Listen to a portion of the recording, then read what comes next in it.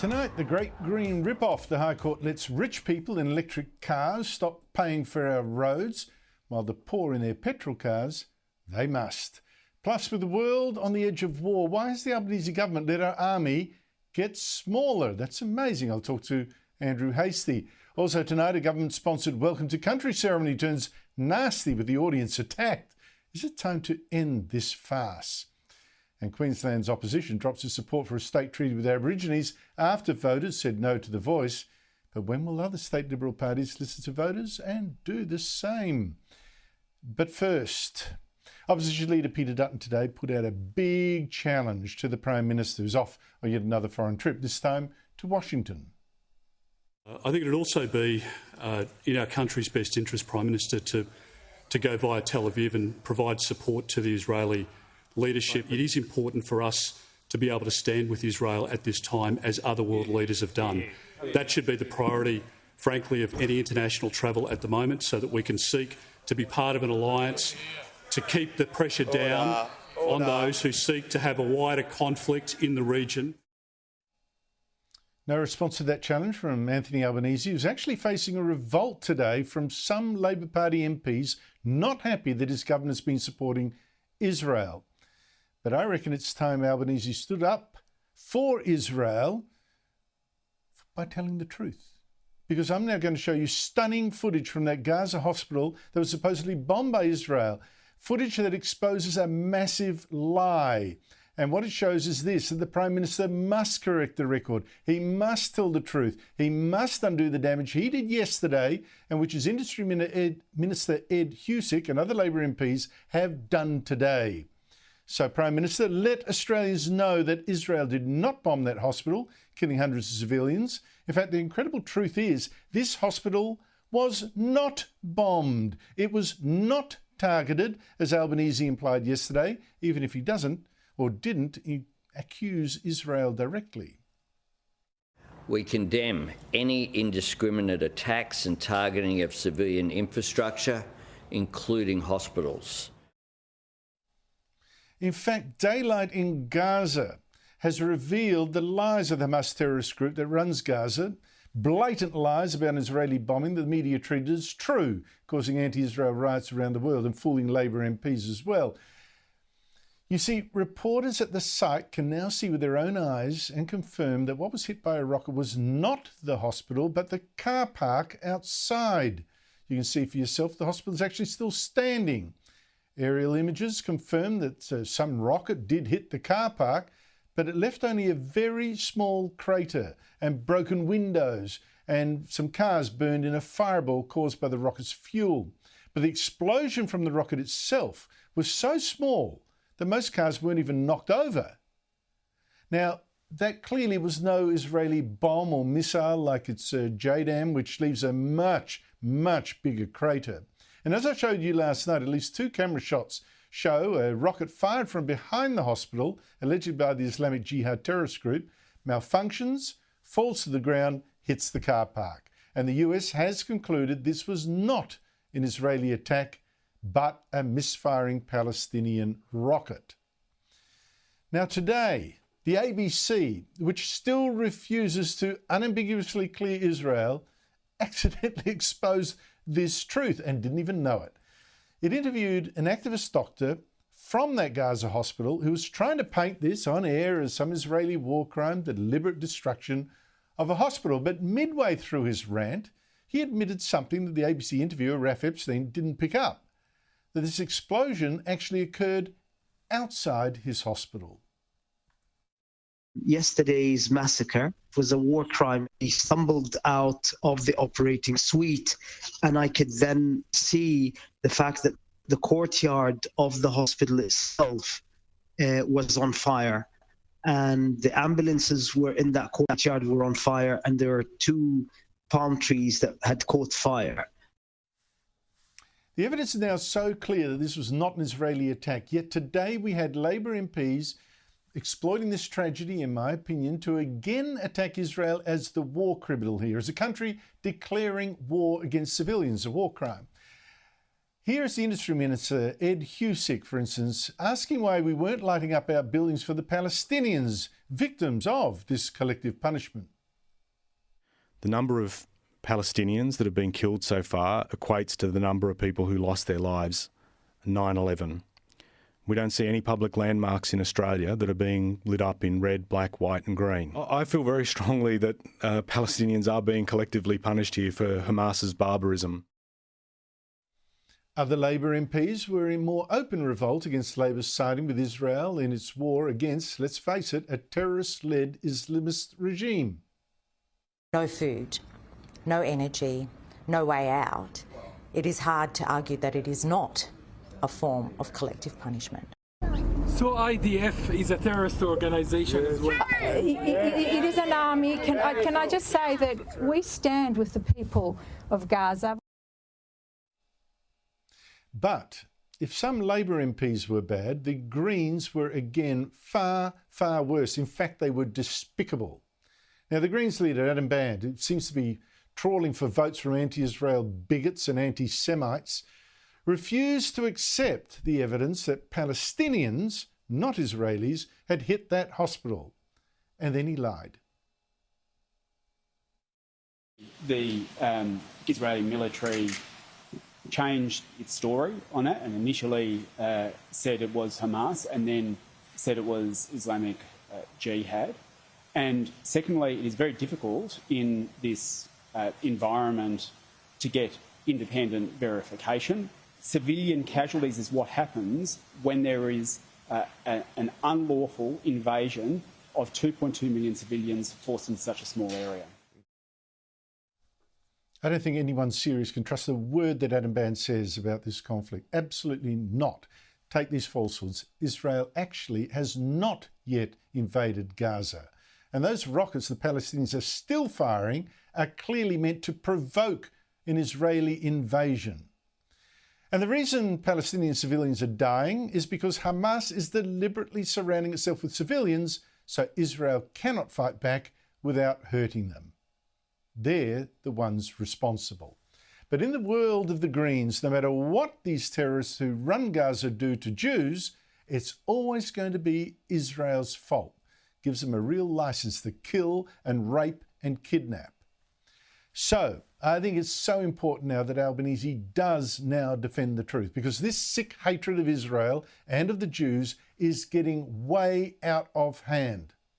Our Prime Minister must insist now that Israel did not bomb that hospital. This is being used as a recruiting technique, gambit for new terrorists in the future, right? This is serious. And isn't the Prime Minister the man that's been complaining about misinformation? So do something about this one, Prime Minister. Say today what US President Joe Biden said yesterday, that this hospital, these hospital grounds were hit by a Palestinian rocket, not an Israeli one. It's not hard. Based on what I've seen, it appears as though it was done by the other team, not you. So that's what Albanese should say as well today. And if our Prime Minister does not dare say even that, the truth, what does that say about this government?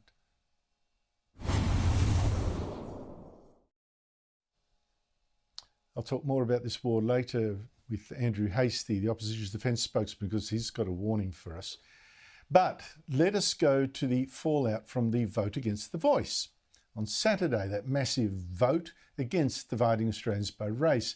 Now, one thing that vote did, 61% said no, right? This is big, is explode the farce of these endless welcome to country ceremonies.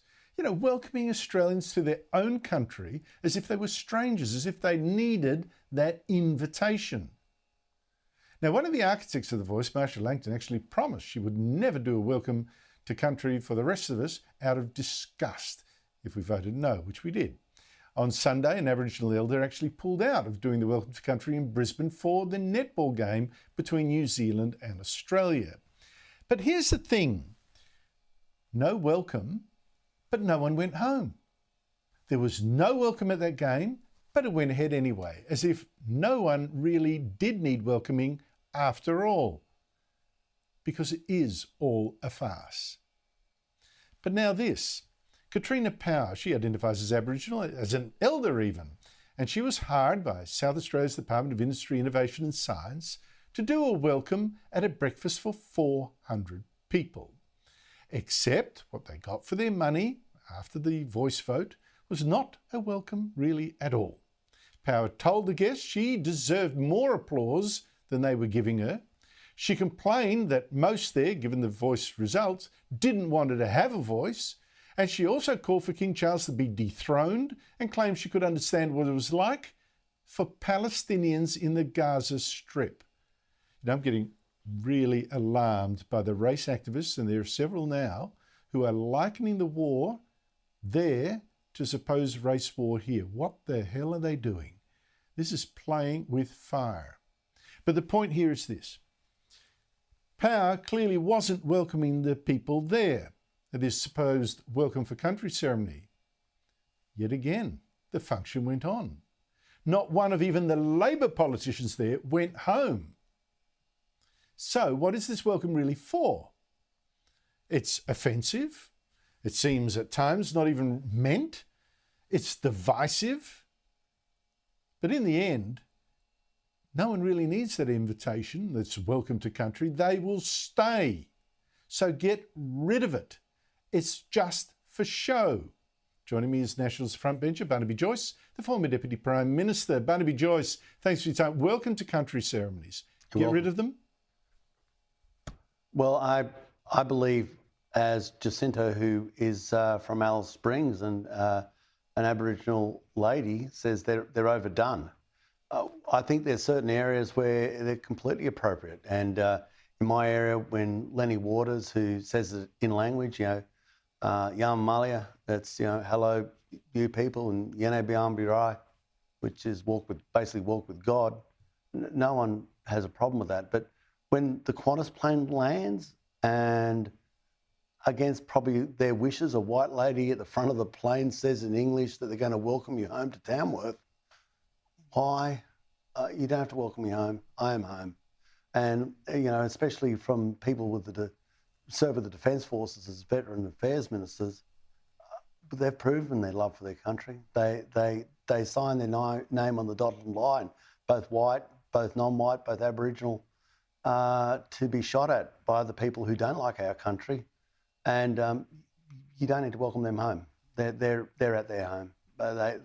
This is their nation. And so I think it's a case of picking your time, picking your place, and all locals know where it's appropriate, and when it's appropriate, it's great.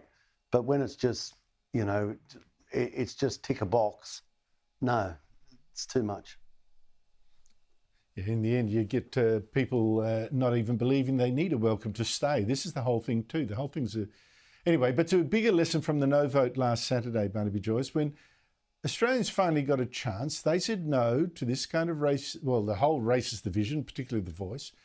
But we still have state oppositions saying yes to state treaties. Now, it's true, the Queensland LNP leader, David Crisafulli, has just admitted he was wrong about that. He's changed his mind. He's listened to the result of the voice referendum. But the South Australian Liberals still back a treaty. So do the Victorian Liberals, who even backed a state voice, the First Peoples Assembly. What should they all do now? Well, they should listen. Isn't this a democracy? I mean, well, do you think that was apart from the fact that it costs over $400 million, what are you going to take away from the weekend, apart from it was a hubristic, divisive debacle that started with the Prime Minister having an African-American basketball player called Shaquille O'Neal sort of announce the start of a referendum. That why they got Patty Mills, I have no idea. And then had it supported by the banks and the supermarkets in a cost of living crisis, and then finished with a referendum that should have had two questions, had one. This thing was a complete and utter botch.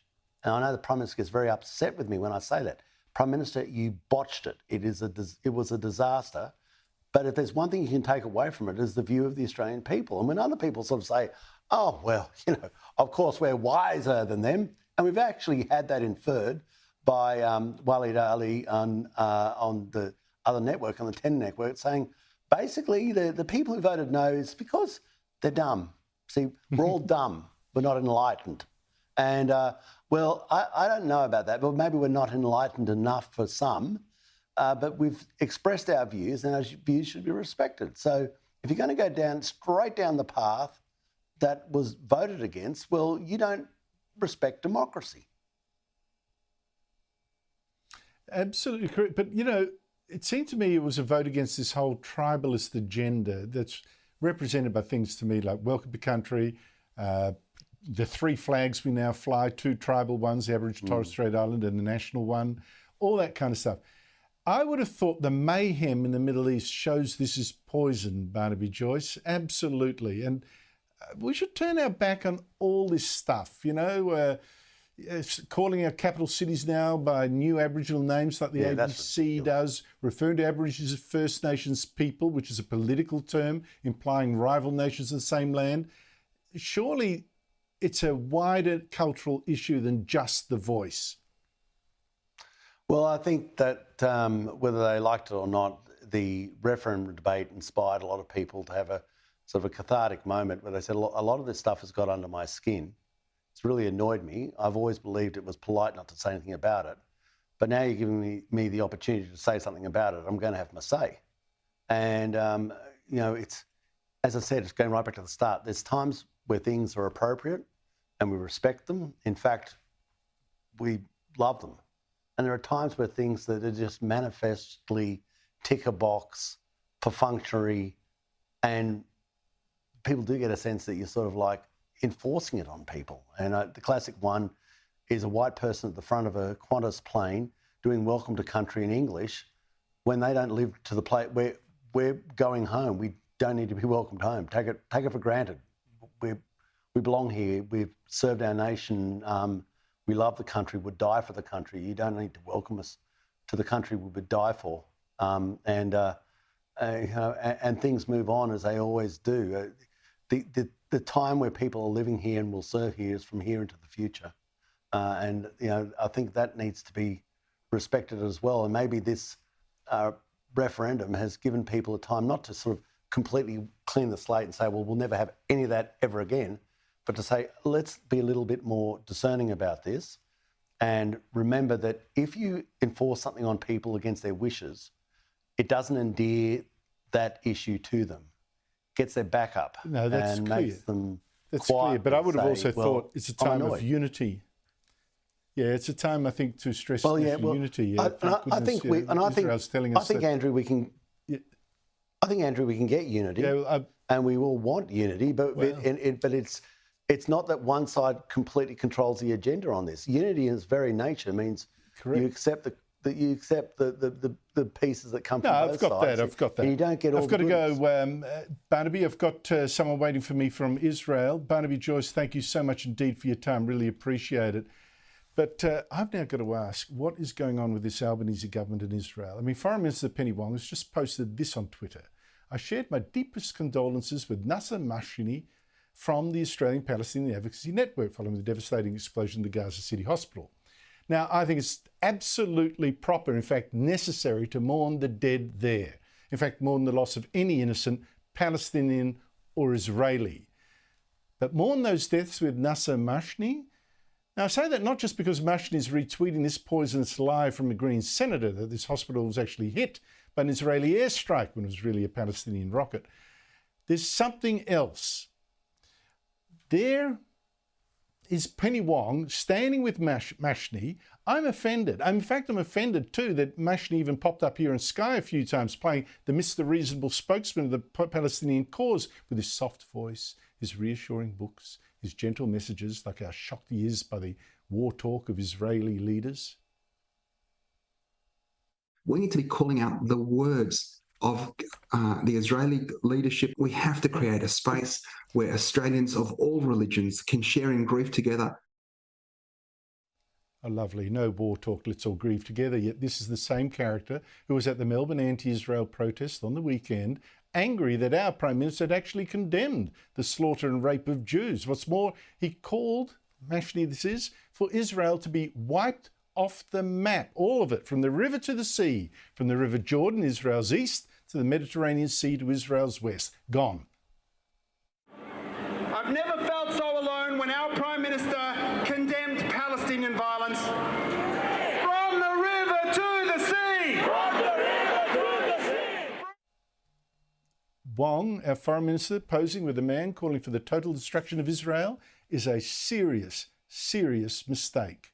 Joining me from Israel to give us the latest on this war is Lieutenant Colonel Peter Lerner of the Israeli Defence Forces. Colonel Lerner, thank you for joining me again. The land invasion of Gaza was tipped to start as early as Saturday. It's now Thursday. Is Israel having second thoughts about going in?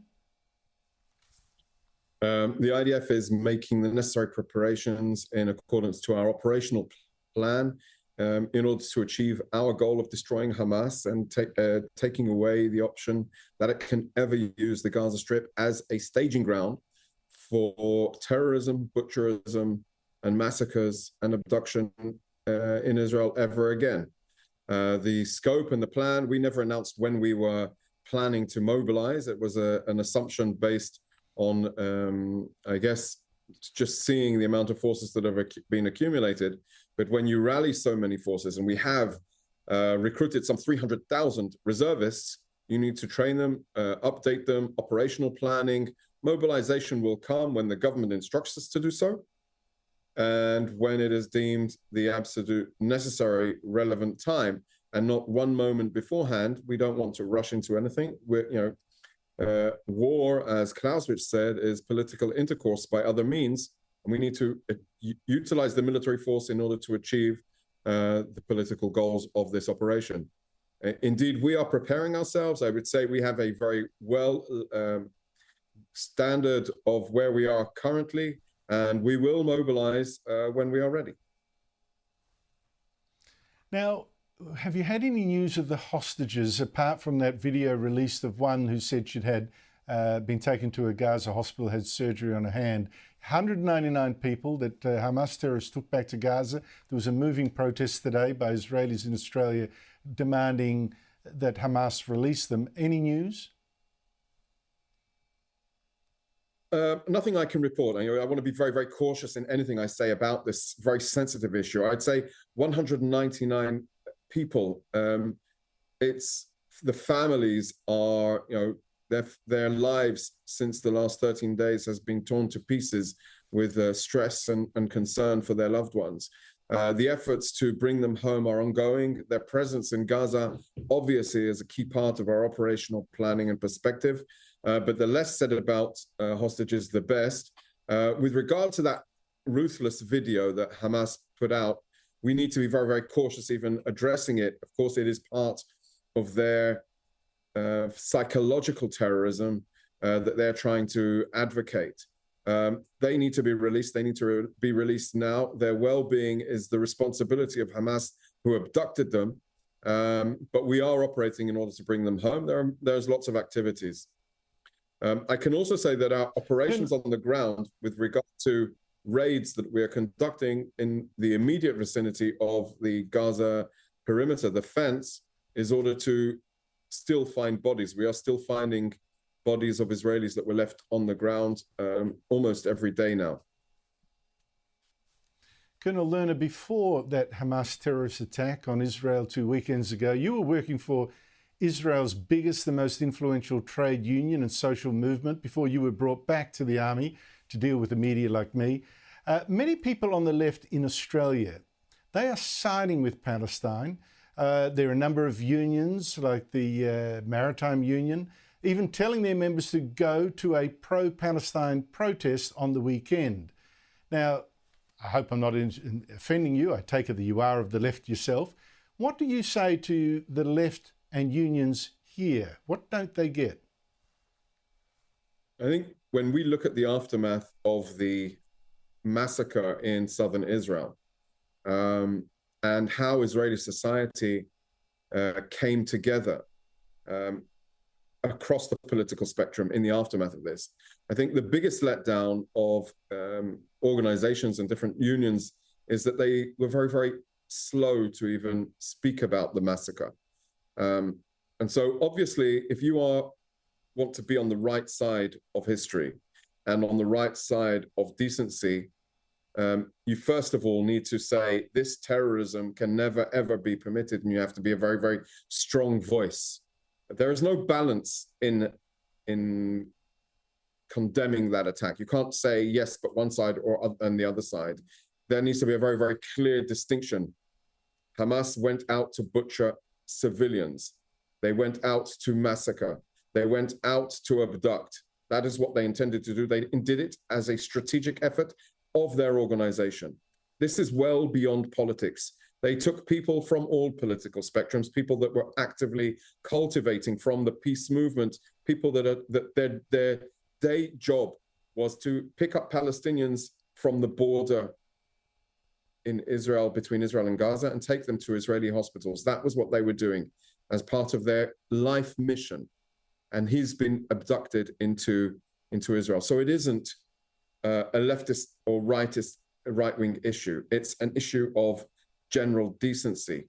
If you're siding with Hamas, you are on the wrong side of history. Well, I wish I shared your confidence. History's taking a very nasty turn at the moment. But Lieutenant Colonel Peter Lerner, thank you so much for your time. Former soldier Andrew Hastie is now the defence spokesman for the opposition. I'll talk to him after the break, because with the world staring now at war, can you believe that our army has just got smaller, not bigger? You know, the world seems suddenly very close to a war that stretches from Ukraine to the Middle East and possibly Taiwan. And what do we now find here? Shocking news. Our military has just got smaller, not bigger, to meet this threat. More than 1,000 servicemen and women have left net over the past year. And the Australian Defence Force is now more than 3,000 people short of its target of 62,000 personnel, which is a pathetically small army to start with, or armed forces. Now, what I couldn't believe is that the ADF couldn't even figure how to spend the money it's being given. It handed back $670 million to Treasury at the end of the financial year. Didn't know what to do with it. Could have bought drones, but nope, whatever. So this is when the Middle East is looking like going up in flames, with Russia's president even now warning that American warships sent to help defend Israel are now within range of Russia's air force. Meanwhile, the US Embassy in Lebanon has been attacked by a mob, and so is a US military base in Turkey, while China is meanwhile looking at all this chaos, looking at the war in Ukraine too, and wondering, when would be a good time for us to invade Taiwan? Joining me is the opposition's defence spokesman, Andrew Hastie. Andrew Hastie, thank you for joining me. We are getting fewer soldiers, not more. How big a problem is that? It's a big problem, Andrew. The ADF is shrinking. Under the Morrison government, we committed to grow the ADF by 18,500 by 2040. So we'd have a complete defence organisation of around 100,000 people, 80,000 uniformed, 20,000 public servants. And we're currently 3,400 people behind. In fact, we're not hitting our recruiting targets at all. We're less than 75% of our recruiting targets in the last financial year. And we're also shedding people at a rate of 11.1% per year. So we have a recruiting crisis, we have a retention crisis, and it's only getting worse under the Albanese Labor government. What are the problems here? What's happening? I think there are a number of things. I think there's a lack of strong messaging from recruiting. I think young Australians want to be inspired, want to be motivated. Joining the Defence Force is not about self-realisation. Sure, you grow as an individual, you learn skills, you're part of a team, you grow as a leader, but fundamentally, service in the ADF is unique and unlike any other service to your country, because ultimately you'll be called upon to bear arms and defend your land and people, and that's a very special thing. And so I think the recruiting message has to emphasise that and to challenge people to step up to the plate, as previous generations of Australians have. I think there's other challenges. There's a tight labour market, of course, but also remuneration is an issue for many people. And I think as well, being dislocated from where you've grown up. So if you're recruited out of Melbourne, Sydney or Perth, and then being posted to Darwin and Townsville and other places that are quite remote, I think that can put people off as well. So there are a number of things that the government certainly has to look at, but I would start with simple messaging about why it's important that young Australians serve their country in uniform.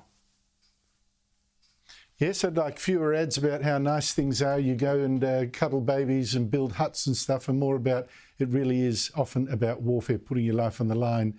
Can I just ask you, Gaza now, you have been a soldier in war. You've got no glowy-eyed sort of feelings about what war means. You know what it means.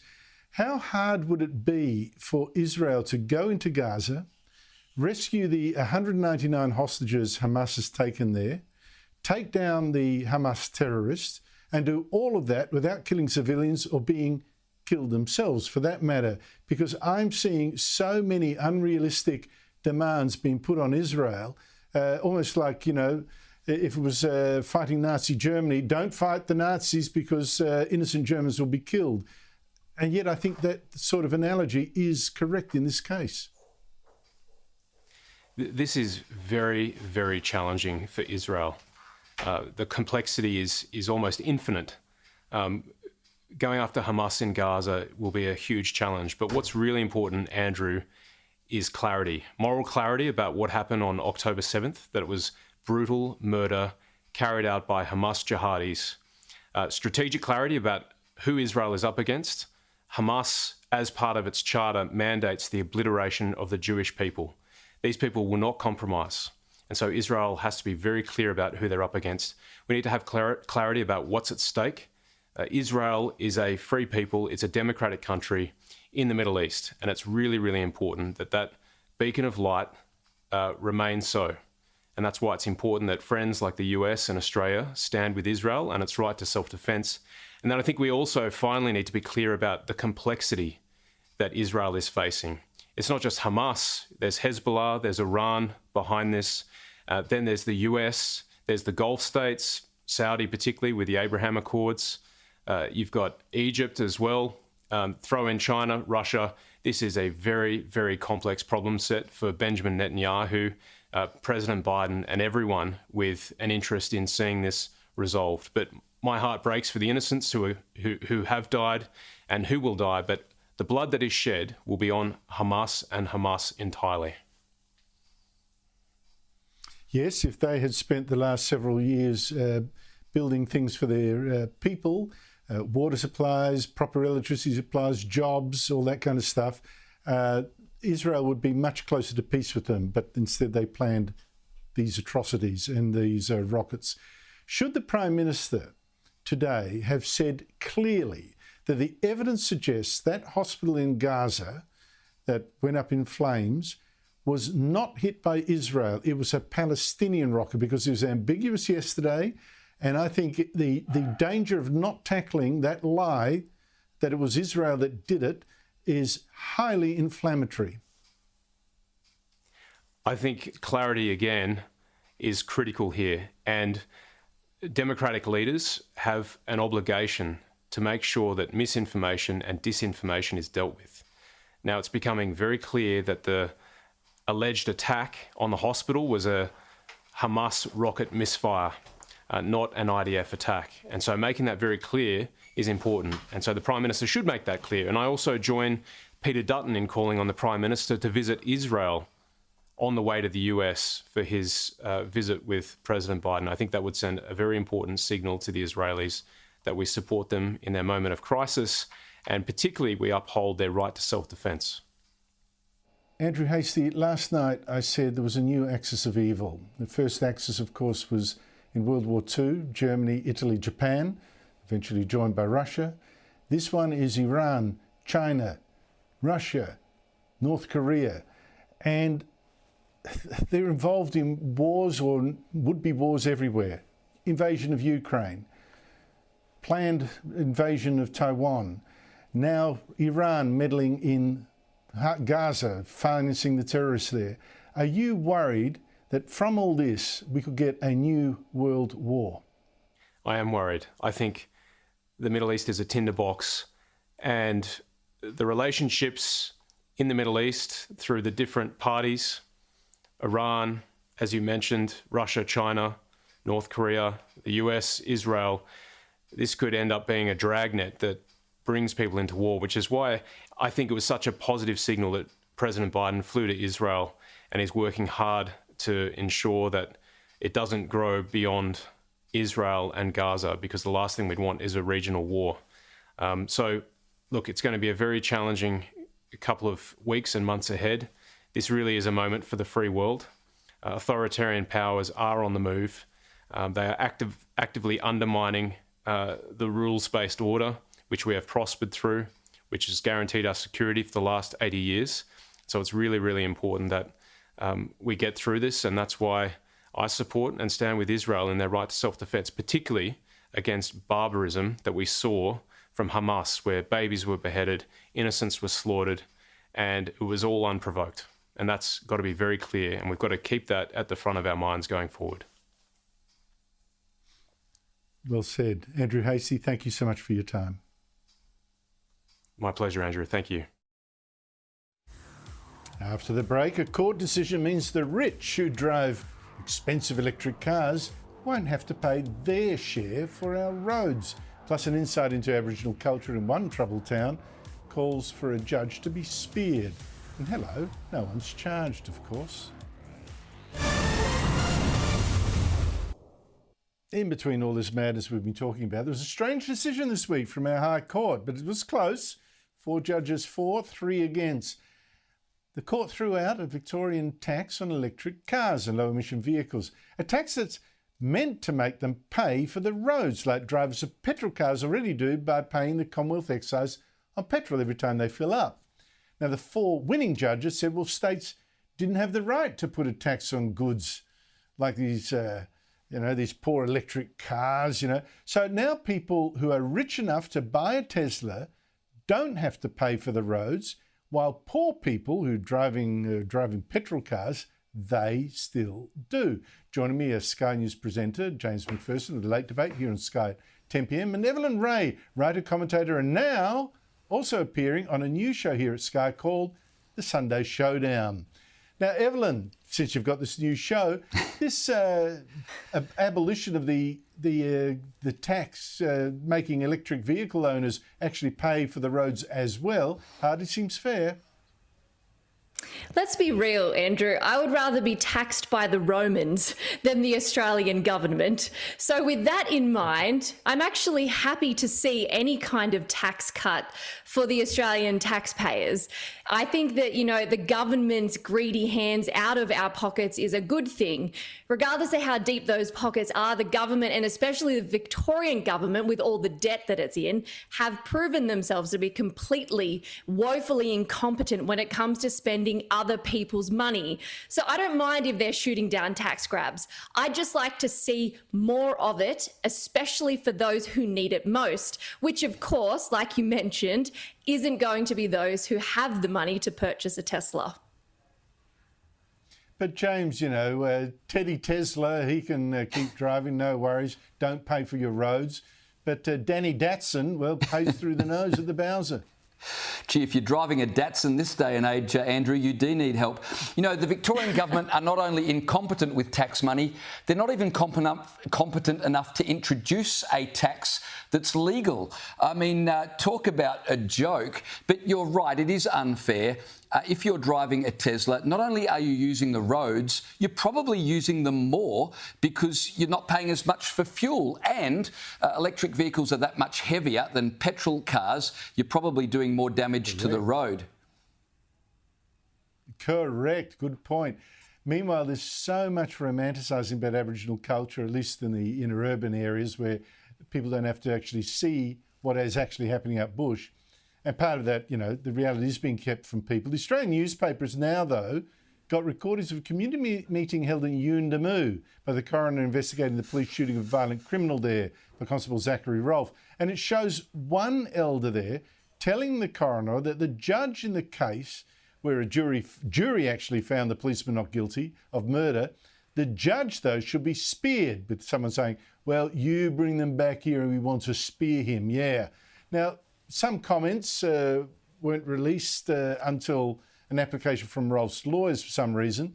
Reporters said they also heard Elder Ned Hargrave say that justice for the community would involve a spear across the legs of Zachary Rolfe as well. The police officer said, deep in our hearts, deep in our minds, we want to see justice. We have not seen the blood of Zach Rolfe. Now, Hargroves is not someone who used to Western ways either. How could a coroner, Evelyn, hear these calls for a spearing even of a judge and nothing's done about it? In fact, we don't get to hear about it until finally the document's released.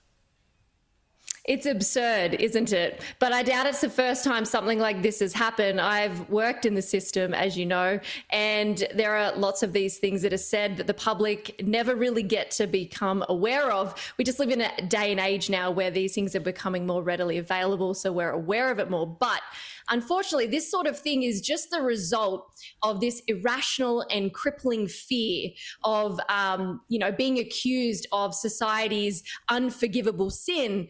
That is, being accused of saying something that if you kind of tilt your head to the side and you squint hard enough, could possibly resemble racism. It's infecting Western nations. But the people it hurts the most are the innocent people who are in these communities that are above scrutiny, criticism, and apparently a royal commission.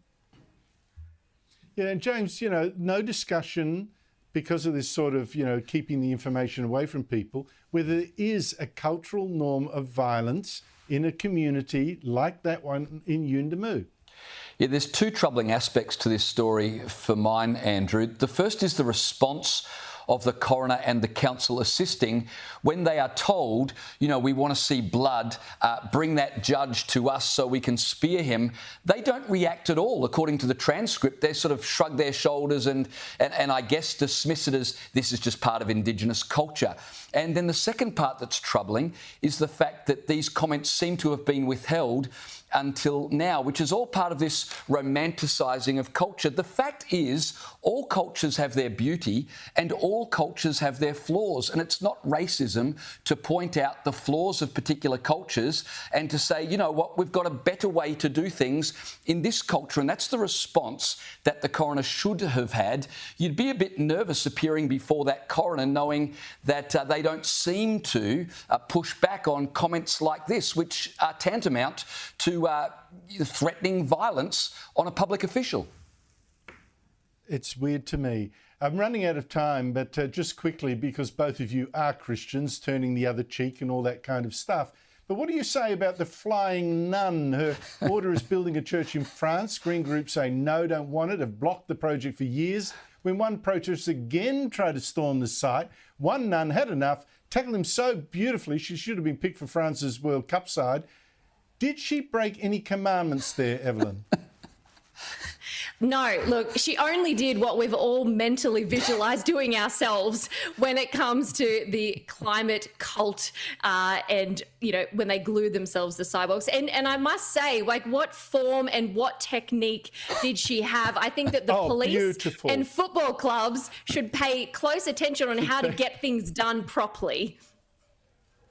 James, I'm out of time completely. 5 seconds, your response. Andrew, this is the muscular kind of Christianity that will see the pews of churches filled again. We need more of it. Don Camillo books. I used to read them as a kid. That was my style of Catholic. James McPherson and Evelyn Ray, thank you both for your time. After the break, new proof that we have been conned by so-called refugees. Patrick Christie's after this. War means refugees, but also people pretending to be. And I've just seen something about those 19,000 alleged refugees who came here illegally after the Rudd Labor government scrapped our border laws. Remember that? They're still here on temporary protection visas. And this Albanese Labor government has now changed the regulations as of today so they can all become permanent residents. But there's a hitch. To become a permanent resident, you really do have to prove you are who you say. And the government now admits that the Department of Home Affairs has identified numerous instances of suspected identity fraud. Numerous instances of people saying they're refugees, but giving fake identities, like, Pakistanis saying they're actually Afghans fleeing the Taliban. I think we've been had again. But so has Britain, opening its gates so wide that this is what you now see in London in response to strife in the Middle East, although you might have thought this was actually the Middle East itself. Allahu Akbar! Allahu Akbar! Joining me from London is Patrick Christie, star presenter of GB News. Boy, Patrick, London is different now. The Middle East and its conflicts seem to have come right to your doorstep, and I mean literally. Yeah, I mean, absolutely. Like you said, you could be forgiven for thinking that we are in the Middle East. I mean, we had an egregious sight, which is that our cenotaph, which is our memorial to the war dead outside Downing Street, had next to it a stage for pro-Palestinian protesters.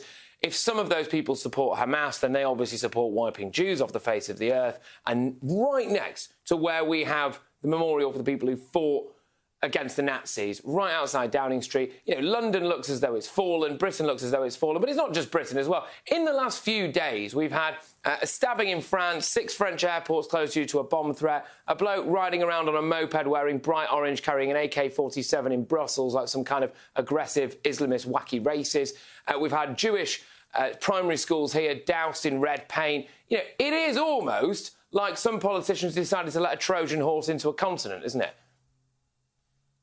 Well, it's funny you say that because meanwhile you've got the First Minister of Scotland, whose wife has family in Gaza. He's got this brilliant idea. Why doesn't Scotland take in lots more refugees from Gaza? Here he is. There are currently 1 million people displaced within Gaza. Scotland is willing to be the first country in the UK to offer safety and sanctuary to those who are caught up in these terrible attacks. There was a long wait there before there was some half-hearted applause. Is this really what Britain needs? Well, no. And we should be taking our lead from the neighbouring Arab countries like Egypt, Jordan and Turkey, all of whom have come out and said they will refuse to take a single Gazan refugee. Now, they will claim, no doubt, that it's because they want people to preserve the Palestinian homeland. The reality is that they know that that particular part of the world is unfortunately riddled by a vile terrorist group called Hamas, and they do not want to allow that into their own countries. Well, step forward the useful idiot Humza Yousaf, who's decided to open Scotland up as some kind of training ground for these people to come over here. Nobody's consented to this. He's just floated this policy that's completely bizarre.